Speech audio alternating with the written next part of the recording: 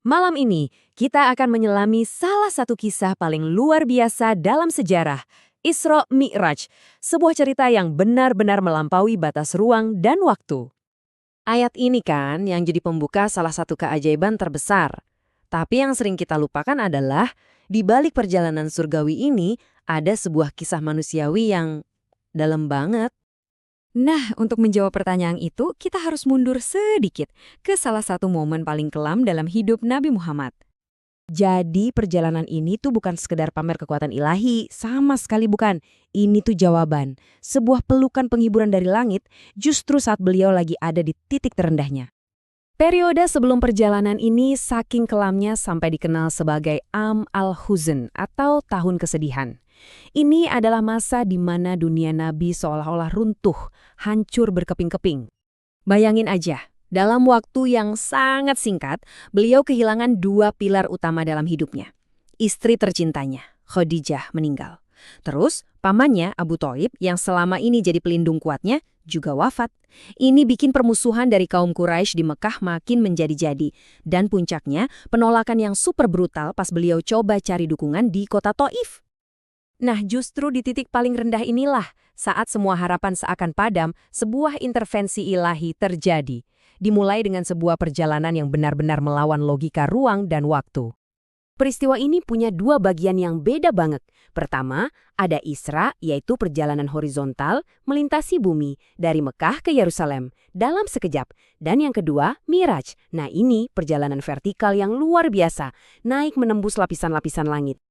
Jadi ceritanya gini, semuanya dimulai dengan persiapan yang langsung dari langit.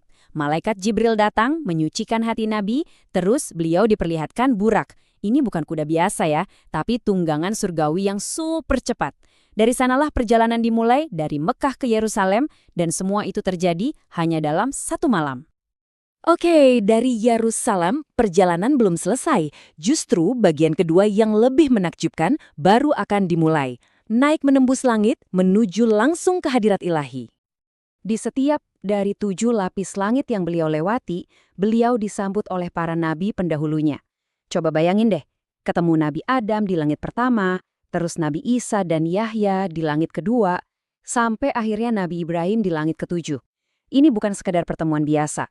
Ini seperti menegaskan kalau pesan yang beliau bawa itu satu benang merah, satu kelanjutan dari wahyu ilahi yang sama, yang udah diturunkan ke mereka semua. Nah, disinilah perjalanannya jadi visual banget. Nabi diperlihatkan berbagai penglihatan simbolis yang wow, kuat sekali maknanya. Misalnya nih, orang-orang yang makan harta anak yatim digambarin punya bibir kayak unta yang menelan bara api. Atau mereka yang suka nyebar fitnah digambarin terus-menerus motong lidah mereka sendiri. Setiap gambaran itu kayak cermin, pelajaran moral yang super tajam tentang konsekuensi perbuatan kita di dunia. Dan di puncak perjalanannya, di suatu tempat yang disebut Sidratul Muntaha, batas terjauh yang bisa dicapai makhluk, Nabi bertemu langsung dengan Tuhan. Di sanalah beliau menerima sebuah perintah yang sangat fundamental bagi umatnya.